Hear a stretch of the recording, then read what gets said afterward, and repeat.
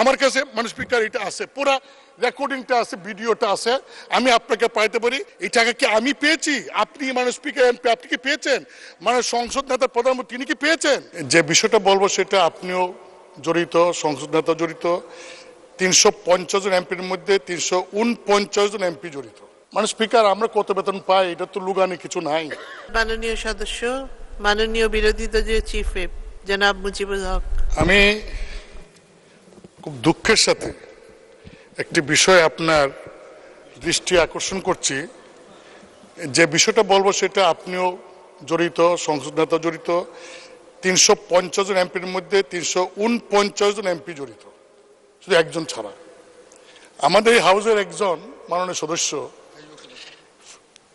নামটা বলতে চাই না, তিনি নতুন নির্বাচিত হয়েছেন।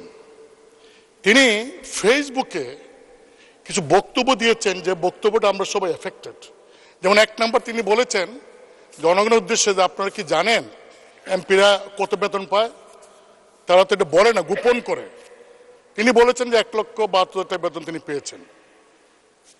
মানে স্পিকার আমরা কত বেতন পাই এটা তো লুগানি কিছু নাই, এটা ওয়েবসাইটে গেলে পাওয়া যাবে।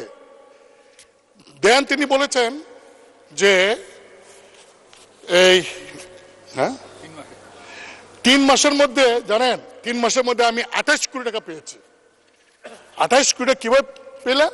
যে 3 কোটি টাকা পেয়েছেন গম টমের জন্য, আর 25 কোটি টাকা পেয়েছেন রাস্তার জন্য। বলছে আপনি জানেন যে 3 মাসে আমি 28 কোটি টাকা পেয়েছি। মানে স্পিকার এই যে 28 কোটি টাকা পেয়েছেন, এই কথা যে বলছেন, এই টাকা কি আমি পেয়েছি? আপনি মানে স্পিকার এমপি আপনি কি পেয়েছেন? মানে সংসদ নেতা প্রধানমন্ত্রী তিনি কি পেয়েছেন? কারণ এই আমাকে কিন্তু ইতিমধ্যেই ওই ফেসবুক দেখে অনেকে বলছেন যে 25 কোটি টাকা পাইছেন, এই টাকা কই? তিনি বলছেন যে 25 কোটি টাকা তিনি পেয়েছেন, আমরা তো পাই নাই।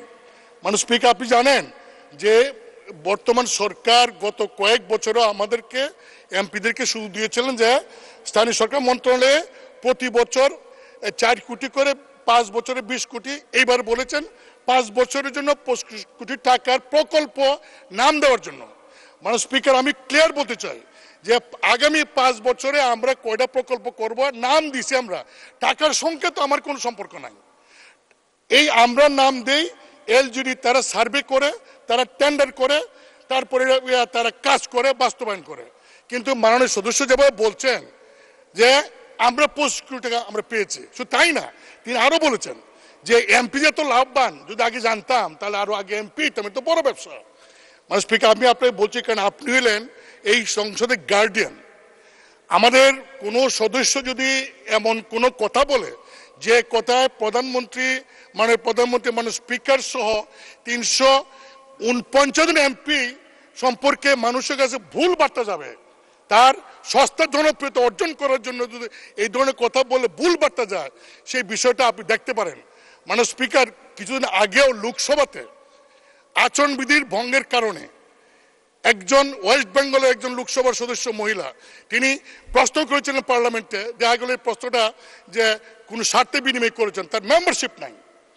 আমি আপনাকে বলবো যে আমরা অনেক কথা বলবো, এখানে ডিবেট করব, কিন্তু এমন কোনো কথা বলবো না, বলতে পারি না, অধিকার আমার নাই যে আমার কথা 349 জন এমপি তাদের ইজ্জতে যাবে, তাদের সম্পর্কে মানুষের মধ্যে একটা ভুল বোঝাবুঝি হবে। আপনি আমার কাছে মানে স্পিকার এটা আছে, পুরা রেকর্ডিংটা আছে, ভিডিওটা আছে, আমি আপনাকে পাইতে পারি।